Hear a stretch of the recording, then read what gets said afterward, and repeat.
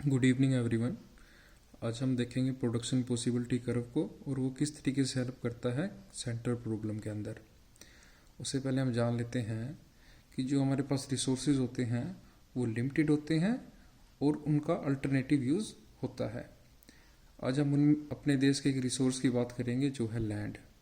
हमारे देश के पास टोटल जो लैंड है, जियोग्राफिकल लैंड है, वो है 328.7 मिलियन हेक्टेयर, जिसमें से जो यूज की लैंड है, जो एग्रीकल्चर लैंड है जिसपे खेती की जाती है, वो है 180.11 मिलियन हेक्टेयर। अब इसको मान लो ये टोटल जियोग्राफिकल लैंड है और इसका जो एक ये पार्ट है ये है एग्रीकल्चर लैंड। अब ये है लिमिटेड रिसोर्स। एग्रीकल्चर लैंड कितना हुआ? 180.11 मिलियन हेक्टेयर। इसको बोलते हैं लिमिटेड रिसोर्स का होना। और इस जमीन पर या तो हम फ्रूट की खेती कर सकते हैं या ग्रेन की खेती कर सकते हैं। ये हो गया इसका अल्टरनेटिव यूज करना। ये जो है ये हमारी एग्रीकल्चर लैंड है जो लिमिटेड रिसोर्स है। कितना? 180.11 मिलियन हेक्टेयर। हम मान के चलते हैं इसके अल्टरनेटिव है, या हम इस सारी पे फ्रूट की खेती कर सकते हैं या फिर ग्रेन की। अगर हम सारी जमीन पर फ्रूट की खेती करें तो हम 100 लाख टन जो है वो फ्रूट का उत्पादन कर सकते हैं और ग्रेन का कितना उत्पादन होगा? 0 लाख टन।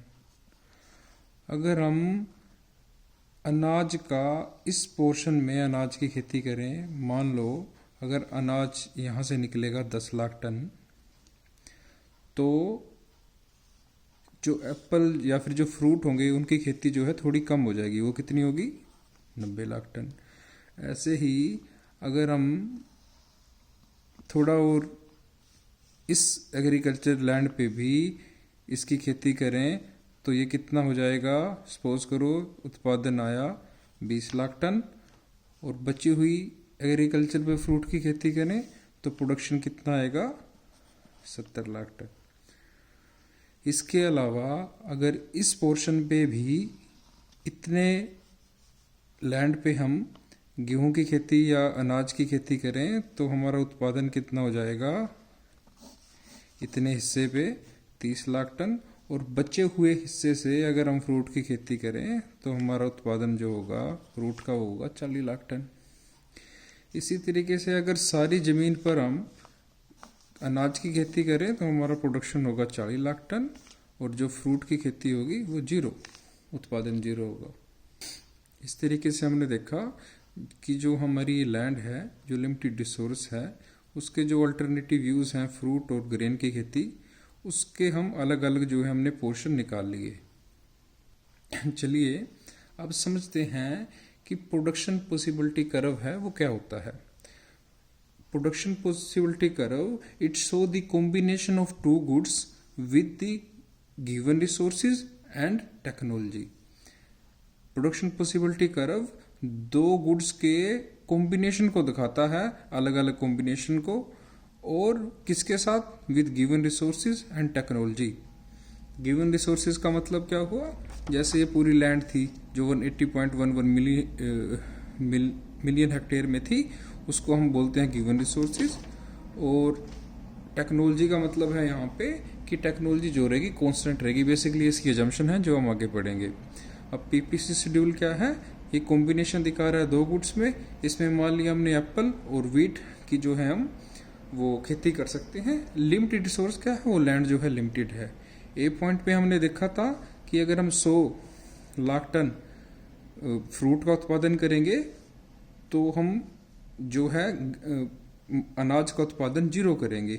इसी तरीके से अगर हम अनाज के 10 लाख टन का उत्पादन करना चाहते हैं तो हमारा जो उत्पादन होगा फ्रूट का वो होगा 90 लाख टन।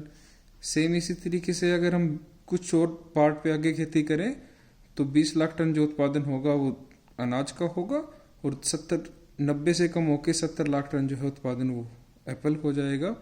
और एज इट इज जो है ये अलग अलग जो है कॉम्बिनेशन दिखा रहा है। ये जो चीज होगी ये हो गया प्रोडक्शन पॉसिबिलिटी कर्व का शेड्यूल। और इसको अगर हम डायग्राम के रूप में देखें तो इस तरीके से दिखाता है। नीचे ले ली गुड्स, एक जो है व्हीट ले ली, दूसरी तरफ एप्पल ले लिया। जो लिमिटेड रिसोर्स है वो है लैंड। अगर हम पूरी की पूरी लैंड पे एप्पल की खेती करें तो वो 100 लाख टन होगी। और जैसे ही हम कुछ पार्ट अपनी अनाज का उत्पादन करेंगे तो अनाज की जो है उत्पादन हुआ 10 लाख टन, वैसे ही जो सेब का जो है प्रोडक्शन है वो 100 लाख टन से कम होके 90 लाख टन पे आ जाएगा। मतलब जैसे ही हम इस तरफ गेन की तरफ आए अनाज के तो हमें लॉस हो गया फ्रूट का। ठीक इसी तरीके से अगर 10 लाख टन से हम 20 लाख टन अनाज के उत्पादन पे आए तो फ्रूट का उत्पादन 90 लाख टन से कम होकर कितना हो गया, 70 लाख टन हो गया। बेसिकली ये जो है अगर हम गेन की तरफ बढ़ेंगे तो हमें ये लॉस भी करना पड़ेगा। और पीपीसी कर्व की कुछ अजम्पशन है। फर्स्ट अजम्पशन है रिसोर्सेज आर गिवन, कि जो रिसोर्सेज होंगे वो गिवन होंगे। दूसरा, given resources are fully and efficiently utilised, उनका जो है ऑप्टिमम हम यूज कर रहे हैं। जैसे खेती से, इस जमीन से जो खेती करनी थी हम प्रॉपर तरीके से कर रहे हैं, इससे ज्यादा उत्पादन या प्रोडक्शन हम नहीं कर सकते। इसी वजह से इसको पीपीसी बाउंड्री कर्व भी बोलते हैं, कि एक बाउंड्री है एक देश की, वो कितना उस रिसोर्स से कितना मैक्सिमम उत्पादन कर सकता है।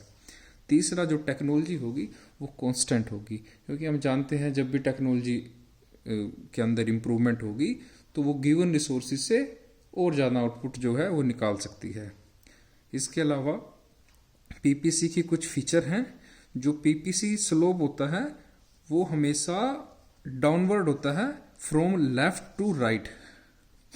और दूसरा, पीपीसी हमेशा कनकेव होता है to the point of origin, ये हमेशा कनकेव होगा। अब हम समझेंगे कि पीपीसी के डाउनवर्ड स्लोप होने का क्या कारण है और पीपीसी के कनकेव होने का क्या कारण है।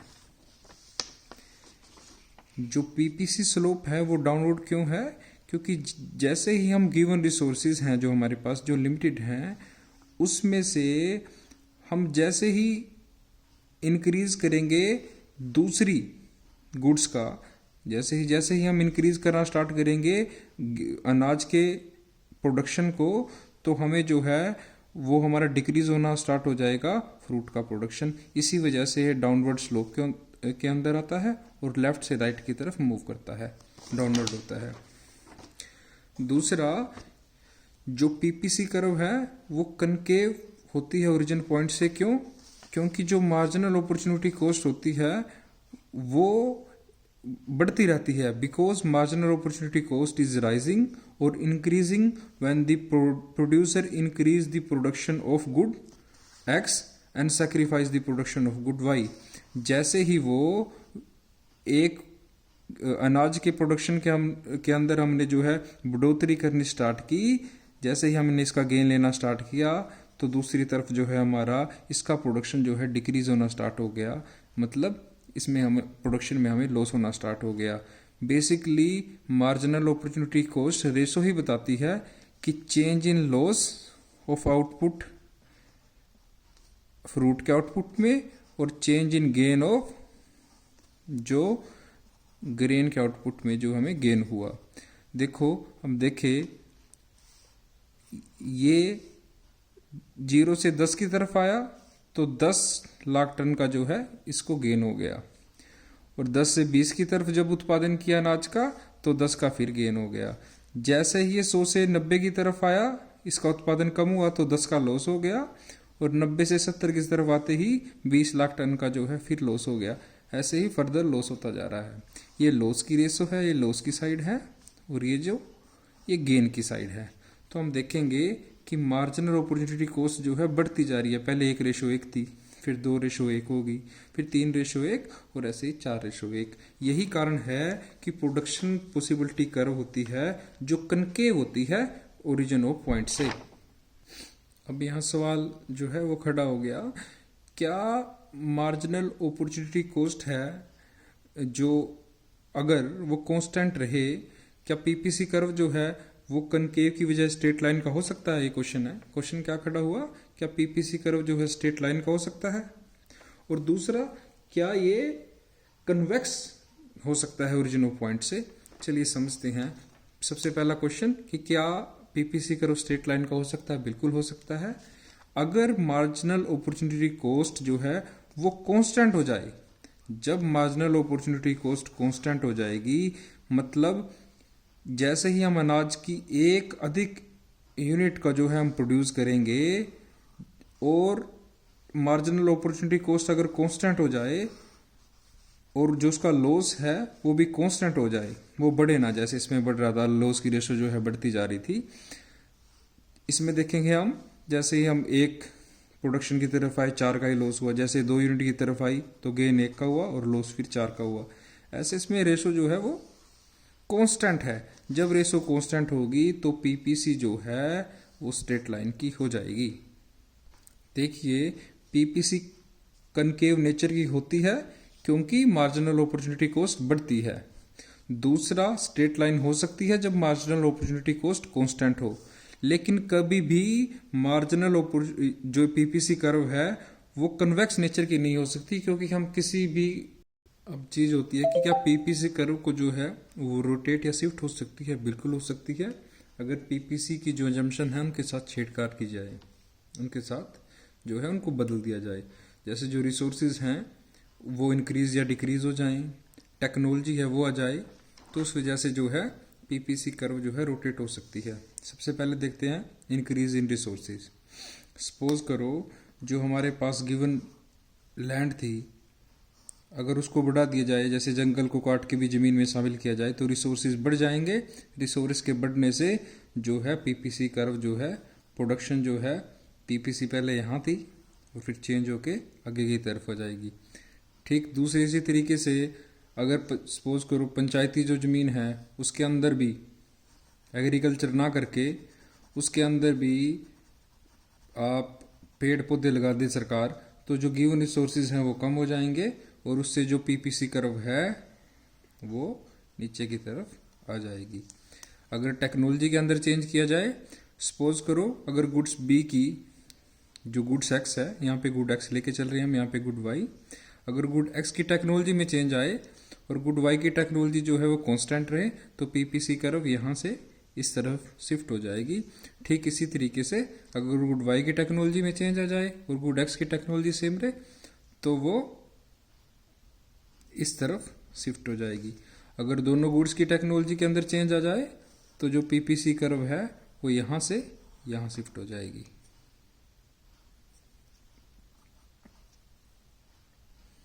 हम देखते हैं कि सेंट्रल प्रॉब्लम किस तरीके से दिखाई जा सकती है प्रोडक्शन पॉसिबिलिटी कर्व की मदद से, और अलग अलग जो इकोनॉमी की सोशलिस्टिक, कैपिटलिस्टिक व मिक्स्ड इकोनॉमी होगी वो किस तरीके से इससे हेल्प ले सकती है। सबसे पहले हम देखते हैं पीपीसी और what to produce. What to produce जो एसेंशियली जो प्रॉब्लम है वो प्रॉब्लम ऑफ चॉइस है। जब हम क्वांटिटी ऑफ गुड एक्स और गुड वाई को प्रोड्यूस करते हैं, जैसे ही हम गुड एक्स की एक क्वांटिटी को ज़्यादा प्रोड्यूस करते हैं तो हमें इसकी जो प्रोडक्शन है उसको कम करना पड़ेगा या कम होगी इसकी प्रोडक्शन, ये दिखा रहा है। क्यों? क्योंकि हमारे पास जो रिसोर्सेज हैं वो जो है लिमिटेड हैं और रिसोर्स का हमने फुल यूटिलाइज कर लिया है। तीसरा, टेक्नोलॉजी जो है वो कांस्टेंट है, वही 3 पीपीसी की एजम्पशन। अगर सपोज करो गुड एक्स को बेचने से प्रॉफिट ज़्यादा होगा, तो अब इकोनॉमी पे बात आ गई। अगर कैपिटलिस्टिक इकोनॉमी है तो वो उस गुड्स को प्रोड्यूस ज़्यादा करेगी। अगर सपोज करो गुड एक्स को बेचने से ज़्यादा प्रॉफिट होता है गुड वाई की बजाय, तो जो कैपिटलिस्टिक इकोनॉमी है गुड एक्स का ज़्यादा प्रोडक्शन करेगी बजाएगी गुड वाई के। और ठीक इसी तरीके से अगर सोशलिस्टिक इकोनॉमी है, सपोज करो गुड वाई का प्रोडक्शन ज़्यादा करने से सोशल वेलफेयर ज़्यादा होगा, तो वो गुड वाई का प्रोडक्शन करेगी। और एक इसके अंदर एक अलग पॉइंट आता है कि जब रिसोर्स जो है वो हम फुली तरीके से और एफिशिएंटली तरीके से यूटिलाइज नहीं करते, तो जो प्रोडक्शन होगा वो पीपीसी की जो बाउंड्री कर्व है उसके अंदर होगा। जो पीपीसी की बाउंड्री कर्व है, प्रोडक्शन पॉसिबिलिटी बाउंड्री जो कर्व है, ये potential output level of output को दर्शाती है। किससे ज्यादा जो आउटपुट है वो हम कर ही नहीं सकते। जब हम एक्चुअल आउटपुट इसके अंदर करते हैं तो जो एक्चुअल आउटपुट होगा वो कम होगा पोटेंशियल आउटपुट से। ये क्यों होगा? क्योंकि हम रिसोर्सिस को पूरे तरीके से और एफिशिएंटली कुशलता के साथ जो है हम उनको यूटिलाइज नहीं कर रहे हैं। अब हम देखते हैं PPC and how to produce. जो हाउ टू प्रोड्यूस की प्रॉब्लम है वो चॉइस ऑफ टेक्निक की है कि हम किस टेक्निक का यूज करें।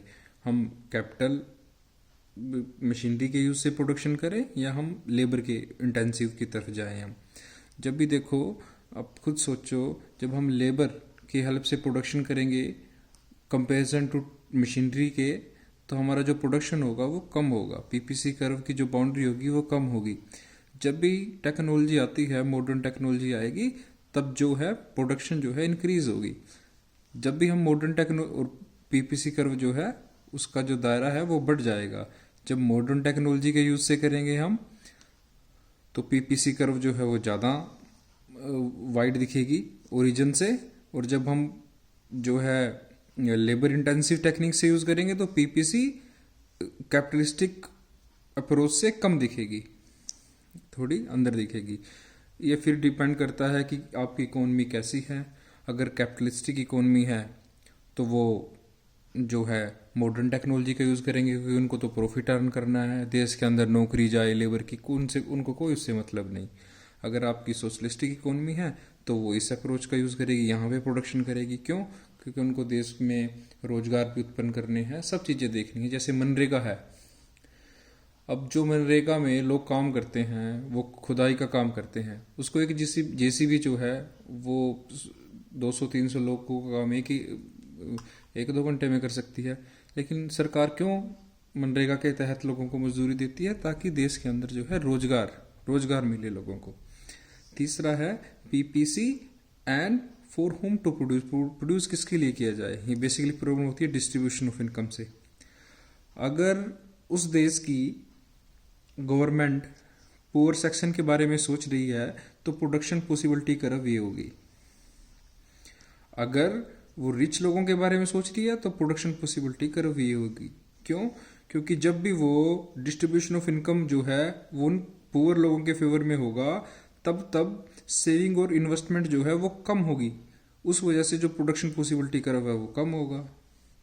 और जैसे जैसे लोग गवर्नमेंट जो है या जो कंट्री है अगर वो कैपिटलिस्टिक नेचर की है, तब वहाँ के लोगों की सेविंग और इन्वेस्टमेंट जो हो ज़्यादा होगी, और उस वजह से प्रोडक्शन पॉसिबिलिटी कर्व जो है वो बड़ा होगा। अब फिर ये डिपेंड करता है कि कोई कंट्री किस तरीके की इकोनॉमी को फॉलो करती है। अगर वो कैपिटलिस्टिक नेचर की है तो वो इस यहाँ पे प्रोडक्शन करेगी, अगर वो सोशलिस्टिक है तो वो यहाँ पे करेगी, और मिक्स्ड इकोनॉमी है तो वो देखेगी जो भी प्राइवेट एरिया है वहाँ पे वो कैपिटलिस्टिक अप्रोच से काम करेगी, और जो पब्लिक एरिया है जो सरकार जिसके कंट्रोल में है वहाँ पे वो सोशलिस्टिक अप्रोच से जो है काम करेगी। अब हम देखते हैं पीपीसी और अंडर यूटिलाइजेशन ऑफ रिसोर्सेज। ये प्रॉब्लम होती है कि जब हम रिसोर्सेज का फुल यूटिलाइज नहीं करते। सपोज करो इस लैंड से,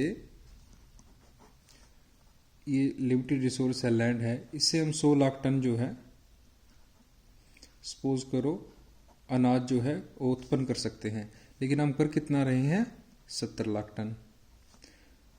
कर 100 लाख टन सकते हैं, कर 70 लाख टन रहे हैं। इसी को बोलते हैं क्यों रहा 70 लाख टन? क्योंकि हम एफिशिएंटली काम नहीं कर रहे, हम यूटिलाइजेशन नहीं कर रहे रिसोर्सेज का अपने प्रॉपर। जब भी पोटेंशियल आउटपुट से एक्चुअल आउटपुट कम होगी तो उसका रीजन एक ही होगा कि हम एफिशिएंटली तरीके से और हम उन रिसोर्सेज को जो है प्रॉपर यूटिलाइज नहीं कर पा रहे हैं। ये प्रॉब्लम बेसिकली पीपीसी कर्व दिखाता है। जो ये लाइन है ये दिखा रहा है हम रिसोर्सेज को फुल प्रॉपर तरीके से, उनको एफिशिएंट तरीके से और ऑप्टिमम यूटिलाइजेशन कर रहे हैं रिसोर्सेज का। और ये जो 2 पॉइंट हैं ये दिखा रहा है कि हम कुशलता से जो है वो काम नहीं कर रहे। अब देखते हैं पीपीसी और ग्रोथ ऑफ रिसोर्सेज। जो ये लाइन है ये भी पोटेंशियल आउटपुट को दिखाती है और ये भी पोटेंशियल आउटपुट को दिखाती है।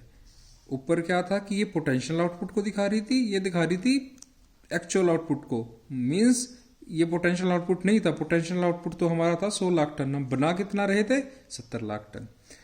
अब ये बढ़ोतरी हुई है रिसोर्सेज में। जैसे सपोज करो हमारे देश के पास जो थी 100 हेक्टेयर जो जमीन थी, तब पोटेंशियल आउटपुट था यहाँ पे। अब गवर्नमेंट ने जंगल का एरिया काट के ज़मीन को और बढ़ा दिया, 50 जो हेक्टेयर है वो ज़मीन और बढ़ा दी। तो उससे क्या हुआ, ज़मीन बढ़ने से रिसोर्स बढ़े, रिसोर्स के बढ़ने से जो है पोटेंशियल आउटपुट भी बढ़ेगा। सपोज करो 100 हेक्टेयर ज़मीन से हम 100 लाख टन उत्पादन कर रहे थे अनाज का। अब ज़मीन 50 हेक्टेयर और बढ़ गई तो अब कितना उत्पादन करेंगे टोटल ज़मीन से, 150 लाख टन का। तो पीपीसी कर्व शिफ्ट हो जाएगी। पोटेंशियल आउटपुट यहाँ भी था और यहाँ पे भी है। रिसोर्स बढ़ने से पोटेंशियल आउटपुट जो है वो बढ़ गया। अब देखते हैं मार्जिनल अपॉर्चुनिटी कॉस्ट क्या होती है। मार्जिनल अपॉर्चुनिटी कॉस्ट है जैसे ही हम एक पॉइंट से गुड एक्स का प्रोडक्शन बढ़ाएंगे, उसके प्रोडक्शन में चेंज करेंगे, जो ये गेन हुआ उसके परिणाम स्वरूप जो है प्रोडक्शन गुड वाई का प्रोडक्शन जो है इस पॉइंट से यहाँ नीचे आ जाएगा। जो इसके प्रोडक्शन में चेंज हुआ उसकी रेशो को जो है मार्जिनल अपॉर्चुनिटी कॉस्ट कहते हैं। मार्जिनल अपॉर्चुनिटी कॉस्ट क्या है, loss of output y divided by gain of output x. इसको बोलते हैं change in y divided by change in x. और टोटल अपॉर्चुनिटी कॉस्ट क्या होती है, it refer to the total loss of output. ये टोटल लॉस को दिखाती है जब जो गिवन रिसोर्सेज हैं वो शिफ्ट हो जाएंगे यूज 1 से यूज 2 की तरफ। मतलब इससे शिफ्ट होके वो इसकी तरफ अगर सारे चले गए तो उसको कहते हैं टोटल अपॉर्चुनिटी कॉस्ट। मतलब जैसे हमने एग्जांपल में समझा था कि गुड वाई का सपोज करो यहाँ पे 100 लाख जो टन था उत्पादन हो रहा था। अगर इस सारे को हटा के हम गुड एक्स की तरफ बढ़ा दें तो गुड एक्स का प्रोडक्शन जो होगा वो 40 लाख टन होगा। तो जो लॉस हुआ है गुड वाई का 100 लाख टन उसको बोलते हैं टोटल अपॉर्चुनिटी कॉस्ट। डिफरेंस क्या है टोटल अपॉर्चुनिटी कॉस्ट और मार्जिनल अपॉर्चुनिटी कॉस्ट में? टोटल अपॉर्चुनिटी कॉस्ट कोई रेशो नहीं है और मार्जिनल अपॉर्चुनिटी कॉस्ट है जो वो एक रेशो है। It refer to the total loss of output when given resources are shifted from use 1 to use 2 और it refer to the loss of output good y and gain of output good x. ये ratio को दर्शाती है loss और gain की। It indicates the cost of all unit produced when given resources are shifted from use 1 to use 2। और ये किसको indicate करती है, जब एक ज्यादा यूनिट जो है आउटपुट एक्स की, एक ज्यादा यूनिट का मतलब जैसे यहां से यहां पे आए और उसके बदले में क्या करना पड़ा, जैसे ही हम यहां से यहां आएंगे ये गेन लेंगे तो यहां से जो यहां का है वो सेक्रीफाइस हमें करना पड़ेगा। ये उसको इंडिकेट दिखाती है। Thank you.